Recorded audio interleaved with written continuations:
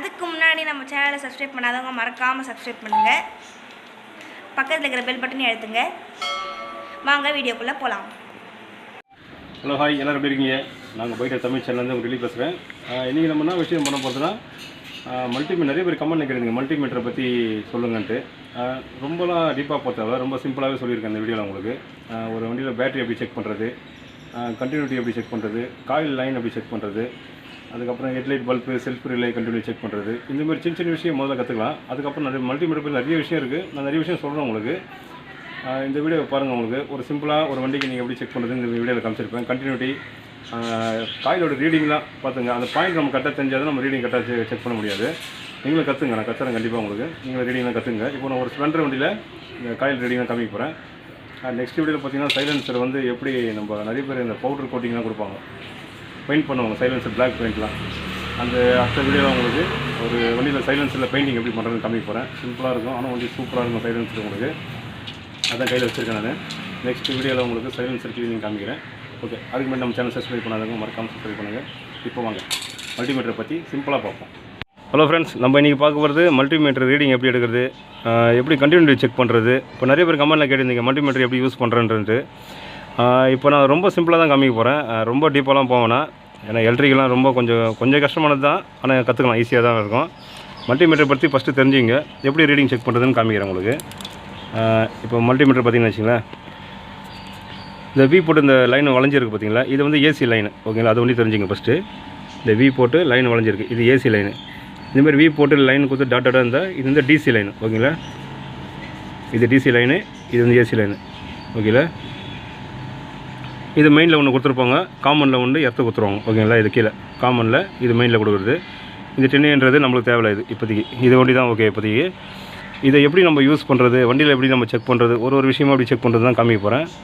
இப்போ உதாரணத்துக்கு, இப்போ நம்ம 12 வோல்ட் பேட்டரி ஒன்று எடுத்துக்கிறோம். நம்ம 12 வோல்ட் பேட்டரி நம்ம எடுத்துக்கும் போது நம்ம ரீடிங் எவ்வளோ இருக்கணும்னா 20 தான் இருக்கணும். ஏன்னா இது 12 வோல்ட் பேட்டரி. அப்போது 20க்குள்ளே இருக்க நம்பர் நம்ம எடுத்துக்கலாம். 200 கொஞ்சம் ஓகே தான், ஆனால் நம்ம 20க்குள்ளே வந்தால் கொஞ்சம் ஈஸியாக இருக்கும் நம்மளுக்கு. அதனால் அதை 20 வச்சு தான் நம்ம பேட்டரியை செக் பண்ணணும். இந்த பேட்டரி எப்படி இருக்குன்ட்டு. ரெட்டு எப்பவுமே மெயின், இது எர்த்தாக வச்சுக்கலாம் வேண்டி தான். இதில் மெயினில் எர்த்த கொடுக்க வேண்டி தான். இந்த ரீடிங் பாருங்கள், ரீடிங் தான் உங்களுக்கு 11.72. ஓகேவா, இந்த பேட்டரி கொஞ்சம் வீக்காக தான் இருக்குது. செல்ஃப் எடுக்காது, ஆனால் ஆர்என் இண்டிகேட்டர்லாம் ஒர்க் ஆகும். அந்தமாரி டைப், அந்தமாரி லோடு கம்மியாக தான் இருக்கும். இது பேட்டரி வீக்காக தான் இருக்குது. ஓகே, இதே நம்ம புது பேட்டரியில் செக் பண்ணணும்னு வச்சிங்களேன். இப்போது இந்த நியூ பேட்டரியில் செக் பண்ணுறேன். பேட்டரினாவே கண்டிப்பாக 12.4 இருக்கும் வோல்ட்டு. ஓகேங்களா, நம்மள அதுக்கு மேலே இருக்கணும். ஓகேங்களா, ஒரு மெயின் ஒரு எர்த்து.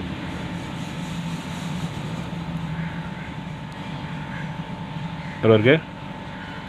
12.30. ஓகேங்களா, 12.4 இருக்க வேண்டியது 12.30 இருக்குது. ஓகே, அப்போ இந்த பேட்டரி பக்காவாக இருக்குது, நல்லா இருக்குது.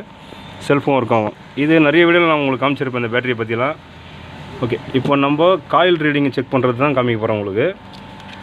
இப்போது இது வந்து ஸ்பெண்டர் வண்டி இது. ஓகேங்களா, ஸ்பெண்டர். இப்போ வரதெல்லாம் லேம்பு காயில். இது old model Splendor, Splendor plus, அதுமாரி பேஷன் ப்ளஸ்ஸு, சிடிடான், அதுமாதிரி 100cc, இதுமாரி காயிலெலாம் நிறைய இருக்குது. இது ஸ்டார்டிங் காயில், இது பல்சர் காயில், இது வந்து லைட்டிங் காயில். இந்த 3 காயில் தான். இந்த 3 காயிலையும் என்ன மேட்டர்னா, இதுலேயும் நம்ம ரீடிங் செக் பண்ணலாம். ஓகேங்களா, ரீடிங் ஈஸியாக செக் பண்ணலாம், கண்டினியூட்டியாக செக் பண்ணலாம். லைட்டிங் காயில் வந்து நம்ம ஹெட்லைட்டு பிரைட்னஸ் வச்சு தான் நம்ம இதை மாற்ற வேண்டி வரும். இது எரர்லாம் செக் பண்ணோம். இதுக்கு அதில் ரொம்ப கன்ஃபியூஷனாக இருக்கும் நம்மளுக்கு. அதனால் நம்ம ஹெட்லைட் பல்பை வச்சு நம்ம கண்டுபிடிச்சோம். ஹெட்லைட் பல்பு பவர் கம்மியாக இருந்ததுன்னா ஒன்று ரெட்டிப்ளேயர் லைன் செக் பண்ணோம். ரெட்டிப்ளேயர் லைன் கரெக்டாக இருந்துச்சுன்னா இந்த காயில் கண்டிப்பாக மாற்றி ஆகணும். இது தனியாகவும் வரும். இப்போ வரதெல்லாம் லேம்பு காயில் ஒரே காயிலாக இருக்கும். ஓகேங்களா, அந்த காயிலை மாற்றலாம். இப்போதைக்கு இந்த காயில் ரீடிங் எப்படி செக் பண்ணுறதுன்னு காமிக்க போகிறோம் உங்களுக்கு. இப்போ ஸ்பெண்டரில் பார்த்தீங்கன்னா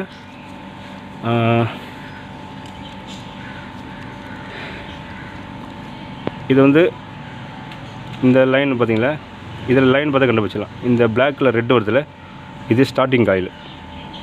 ஸ்டார்டிங் காயில் என்ன பண்ணோம், நம்ம ஸ்டார்டிங் காயில் வைக்கும்போது இந்த 20ல் இருக்கக்கூடாது. ஓகேங்களா, ஏன்னா ஸ்டார்டிங் காயில் வந்து 200 மேலே இருக்கணும், 465 இருக்கணும் ரீடிங்கு. அப்போ நம்ம என்ன பண்ணுறோம், ஸ்ட்ரைட்டாக இந்த 2000 இருக்குல்ல அதில் வைக்கணும். ஓகேங்களா, ஏன்னா அது கம்மியான எதுவுமே இல்லை, அதனால் 2000. ஓகேங்களா, 20Kல போச்சுன்னா எங்கேயோ போய்டும், 20,000 அப்படி போய்டும். அதனால் 2000 இருக்கும். 2000 வச்சு தான் நம்ம ரீடிங்கை கரெக்டாக நான் பார்க்க போகிறேன். ஓகே, இப்போ பாருங்கள், இந்த பிளாக்ல ரெட்டு வந்து ஸ்டார்டிங் காயில், இது பிக்கப் காயில், பல்சர் காயில் சொல்லுவாங்க. இந்த ப்ளூவில் வந்து ஒயிட்டு. ஓகேங்களா, அது ரீடிங் நான் செக் பண்ணுறேன் உங்களுக்கு. இப்போ வந்து இது வந்து 200 465 இருந்தால் இந்த காயில் நல்லாயிருக்குன்னு அர்த்தம். ஓகேவா, இங்கே பாருங்கள் இந்த காயில், ஸ்டார்டிங் காயில். இப்போ நம்ம இதில் மெயினை வைக்கிறோம். மெயினை வச்சுட்டு சும்மா ஒரு பாடி எடுத்து கொடுக்குறோம். இப்போ ரீடிங் எவ்வளோ வருதுன்னு பார்ப்போம். 294 இருக்குது. ஓகே, 200க்கு மேலே இருக்குது, 465 இருக்குது. அப்போது இந்த காயில் பக்காவாக இருக்குது, நல்லா இருக்குது, வண்டி எந்த பிரச்சனையும் வராது, நல்லா ஓடணும் அர்த்தம். ஓகேங்களா, அதே 200 கம்மியாக இருந்துச்சோ இல்லை 465க்கு மேலே போச்சுன்னா கூட கண்டிப்பாக இந்த காயில் போயிடுச்சுன்னு அர்த்தம். ஓகே, இப்போ இந்த காயில் பக்காவாக இருக்குது. இப்போ என்ன பண்ணோம், பல்சர் காயிலும் செக் பண்ணுறோம். இதுதான் ஈஸியாக, இதே மீட்டர் வச்சு தான் நம்ம பண்ணுறோம். பல்சர் காயில் இதே மெயினில் வைக்கிறோம் நம்ம. ஓகே, இந்த ப்ளூவில் ஒயிட் பல்சர் காயில் இது ரீடிங் செக் பண்ணுறது தான். இதுதான், இதே வச்சு ஒரு இடத்த கொடுத்தோன்னு வச்சுக்க. இது 50லேருந்து 250 இருக்கணும். ஓகேவா, அப்போ எவ்வளோ இருக்குது, 125. அப்போ இந்த பல்சர் காயிலும் நல்லா இருக்குது. ஓகேங்களா, மேக்ஸிமம் இந்த பல்சர் காயில் போகவே போகாது. பிக்கப் காயில் சொல்கிறது மேக்ஸிமம் 100% போகவே போகாது. ஸ்டார்டிங் காயிலும் பல்பு கம்மியாக இல்லை, லைட்டு கம்மியாக இருந்தாலும் இந்த காயில் இதுதான் அடிக்கடி போகும். வண்டி ஹீட் ஆச்சுனாவே ஓகே, சீக்கிரம் பல்சர் காயில் போகுது. மாற்ற வேண்டியதாக இருந்தால் நம்ம வண்டி நிறைய பேருக்கு வண்டி ஹீட் ஆச்சுனாவே வண்டி ஸ்டார்ட்டே ஆகாது. மார்னிங்கில் அடிப்பாங்க, வண்டி ஸ்டார்ட்டே ஆகாது. ஒரு 10 அடிக்கு ஒரு வண்டி ஸ்டார்ட் ஆகிடும். ஸ்டார்ட் ஆகி வண்டி போயினே இருக்கும். கொஞ்சம் ஹீட் ஆச்சுன்னா வண்டி ஆஃப் ஆச்சுன்னா திருப்பி ஸ்டார்டிங் டைம் நிறைய இருக்கும். அப்போ மாற்ற வேண்டியது தான் இந்த ஸ்டார்டிங் காயில். ஓகேங்களா, இது ரீடிங் நல்லா தான் இருக்குது. இந்த ரீடிங் காமிக்க தான் உங்களுக்கு. இப்போ ஒரு சிம்பிளாக ஒன்று காமிக்கிறேன். இப்போது செல்ஃப் ரிலே நிறைய பேர் பார்த்துருப்பீங்க, வண்டியில் எல்லா வண்டியிலும் கண்டிப்பாக செல்ஃப் ரிலே. இதில் கண்டினியூட்டி எப்படி செக் பண்ணுறதுன்னு காமிக்க போகிறேன். இது செல்ஃப் ரிலே நல்லா இருக்கா போயிருக்கான்ட்டு கண்டினியூட்டி செக் பண்ண போகிறேன். இதில் வந்து மெயின் கீழே இருக்கல சின்ன கிளிப் ஒன்று, பெரிய கிளிப் ஒன்று வரும். ஓகேங்களா, இது பெரிய கிளிப் இருக்குது பார்த்தீங்களா, இது பெரிய கிளிப்பில் வந்து நம்ம பஸ்ஸரில் வச்சு செக் பண்ணணும். பஸ்ஸர்ன்றது இங்கே இருக்குது சரிங்களா. இது வந்து நம்மளுக்கு பஸ்ஸர் சவுண்டு வரும். சவுண்டு பாருங்கள் சரிங்களா.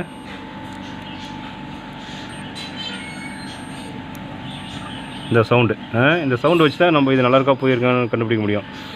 இது வந்து நம்ம மேலே இருக்க பெரிய பின் இருக்குல்ல, அதில் கொடுக்கும்போது பஸ்ஸர் சவுண்டு வரக்கூடாது. அப்படி பஸ்ஸர் சவுண்டு வந்துச்சுன்னா இந்த ரிலே உள்ளே வந்து ஜாயிண்ட் ஆகிடுச்சுன்னு அர்த்தம். வண்டி நம்ம சாவி ஆஃப் பண்ணாலும் மோட்டர் ஓடினே இருக்கும், டக்கு டக்கு டக்குன்னு ஓடினே இருக்கும். அந்த பிரச்சனை வரும். அந்த பிரச்சனை வராமல் இருக்குது தான் இதை நம்ம செக் பண்ணுறது. இது ரெண்டுமே கொடுக்கும்போது பஸ்ஸர் சவுண்டு வரல தெரியுதுங்களா. ஆனால் கீழே இருக்க சின்ன பின் இருக்குல்ல, அதில் பஸ்ஸர் சவுண்டு வரணும். வந்தால் தான் நல்லாயிருக்குன்னு அர்த்தம். இந்த ரிலே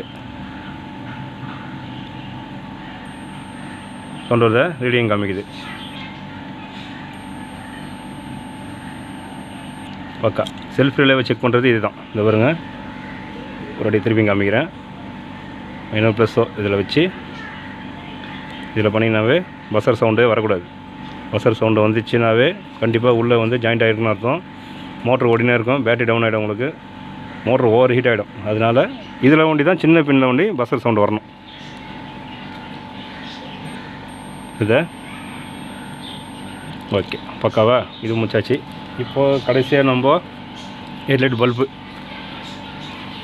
இது வந்து மெயினாக எடுத்துக்கலாம். இது ஓகேங்களா, இது ரெண்டு ஃப்ளேமீட்டர். ஓகேங்களா, ஹை பீம் லோ பீம் அதுக்கு தான் இது ரெண்டு வச்சுருக்காங்க. ஓகேங்களா, இது எப்படி நம்ம கண்டுபிடிக்குதுன்னா மெயின் இதில் கொடுத்துருவாங்க. இதில் வைக்கும்போது கண்டிப்பாக சவுண்டு வரணும். சவுண்டு வந்துச்சுன்னா ஓகே பல்பு நல்லாயிருக்குன்னு அர்த்தம். இப்போ இதுலேயும் வைக்கிறேன், இதுலேயும் சவுண்டு வரல. அப்போ 2 ஃப்ளேமீட்டரும் அதில் போயிடுச்சு. நீங்கள் புது பல்பு வாங்கி நீங்கள் செக் பண்ணிங்கனாவே மெயினில் வச்சு இதில் வச்சாவே கண்டிப்பாக உங்களுக்கு பஸ்ஸர் சவுண்டு வரும். ஓகேவா, இப்போ உங்களுக்கு நான் பேட்டரி லைனை செக் பண்ணிட்டேன், இதில் கண்டினியூட்டி எப்படி செக் பண்ணிட்டேன், இதுமாரி காயில் லைனில் ரீடிங் எப்படி செக் பண்ணுறதுன்னு காமிச்சிருக்கேன் இந்த வீடியோவில் உங்களுக்கு. ஓகே, வேறு எதனா இந்த கமெண்ட் சொல்லுங்கள் எனக்கு. வேறு எதனா இன்னும் நிறைய செக் பண்ணணும். மல்டிமீட்டர் வச்சு இப்போதைக்கு சிம்பிளாக தான் காமிச்சிருக்கேன் உங்களுக்கு. இதை வச்சு நிறைய விஷயம் பண்ணலாம் நம்ம. ஓகேங்களா, இது சாதாரண மல்டிமீட்டர் இதுதான். இது ஏற்கனவே தெரிஞ்சிருக்கேன் உங்களுக்கு. வி போட்டு லைன் போட்டு டாட்டாக இருந்துச்சுன்னா டிசி லைனு, வி போட்டு இந்தமாரி குறி இருந்ததுன்னா அது ஏசி லைனு. ஓகேவா, எர்த்தை வந்து காமனில் கொடுங்க, அதுக்கு மேலே வரதில் இது கொடுங்க. 10 இயர் இருக்கிறது நம்மளுக்கு தேவையில்லை. ஓகேங்களா, இந்த வீடியோ பிடிச்சிருந்தா லைக் பண்ணுங்கள், ஷேர் பண்ணுங்கள், கமெண்ட் பண்ணுங்கள். நம்ம ஒரு நல்ல ஒரு வீடியோவில் பார்ப்போம். மல்டிமீட்டரை பற்றி சிம்பிளாக தெரிஞ்சால் போகிறோம். ரொம்பலாம் ஓவரானா நம்மளுக்கே இதாகிடும், கன்ஃபியூஷன் ஆகிடும். ஒரு வண்டியை செக் பண்ணுறதுக்கு இந்தமாரி சின்ன விஷயம் பண்ணால் போகிறோம் நம்மளுக்கு. ஓகேங்களா, ரொம்ப வேணும். ஓகே, நம்ம நெக்ஸ்ட் வீடியோவில் பார்ப்போம். பாய். ஓகே, இந்த வீடியோ கண்டிப்பாக உங்களுக்கு யூஸ்ஃபுல்லாக தான் இருக்கும். உங்களுக்கு மல்டிமீட்டர் வச்சு நிறைய விஷயம் இருக்குது. எதனா டவுட்டாக இருந்தால் எனக்கு கண்டிப்பாக கமெண்ட் பண்ணுங்கள். எனக்கு கண்டிப்பாக நான் ரிப்ளை பண்ணுறேன். வண்டி நிறைய பிரச்சனை சொல்கிறீங்க, ஆனால் நிறைய பேர் வண்டியை மென்ஷன் பண்ணி அனுப்புங்க. வண்டியை மென்ஷன் பண்ணி அனுப்பிச்சா நம்ம சர்வீஸ் வரும்போது கண்டிப்பாக அந்த வண்டி அந்த ப்ராசஸ் கண்டிப்பாக உங்களுக்கு சொல்கிறோம் உங்களுக்கு. ஓகே, இதோட நம்ம அடுத்த வீடியோவில் சைலன்ஸில் எப்படி பெயிண்டிங் பண்ணுறதுன்னு காமிக்க போகிறோம் உங்களுக்கு.